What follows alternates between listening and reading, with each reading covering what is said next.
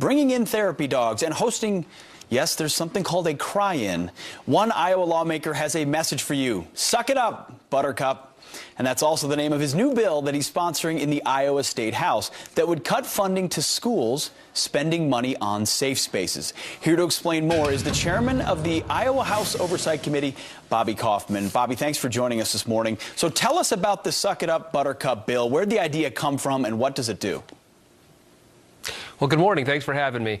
You know, the bill was inspired by what I saw across the nation, where I saw schools with rising, skyrocketing tuition costs were also finding new monies and expenditures for things such as cry rooms. I was hearing reports of rooms where you could play with Play-Doh and you could color on books and talk about your feelings.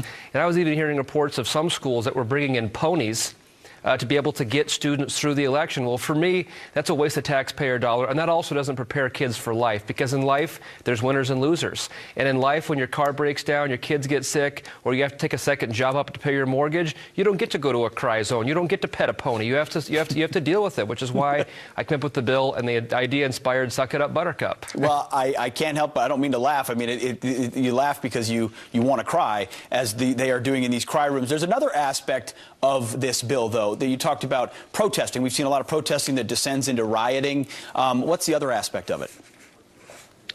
True, and that was truly the inspiration, was protecting my constituents. What really inspired me to push this forward was there was an actual blockade of my constituents on Interstate 80 last week. And that's dangerous. That's incredibly dangerous. What if someone had been trying to go to the hospital? What if someone was in an emergency? And you had these kids, you had people acting like spoiled brats, let's just call it what it is, blocking Interstate 80.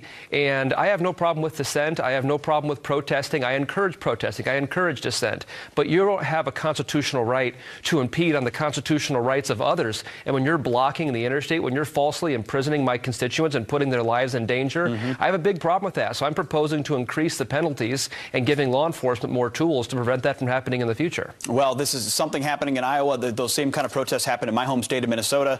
And you wonder why more isn't being done from the federal government and others to make sure that lawlessness doesn't rule the day. We heard about another campus today. Rutgers University wants to declare itself a sanctuary campus. We've heard other campuses mentioning this. What would you do in Iowa or elsewhere if universities want to declare themselves sanctuary campuses?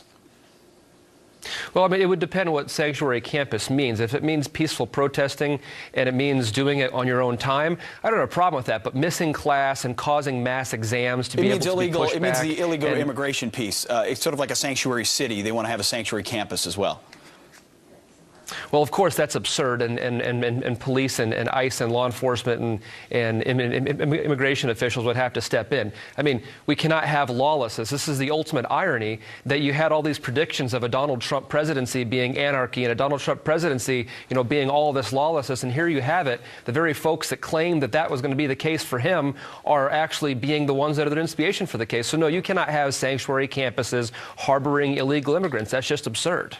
Well, Bobby, thank you very much for joining us this morning. Good luck with the bill. I think you may have triggered some kids across the country who are watching this. They may need to retreat to a safe zone and go cry. But you would say suck it up, Buttercup, and good luck with your bill. I appreciate it. Thanks a lot. All right.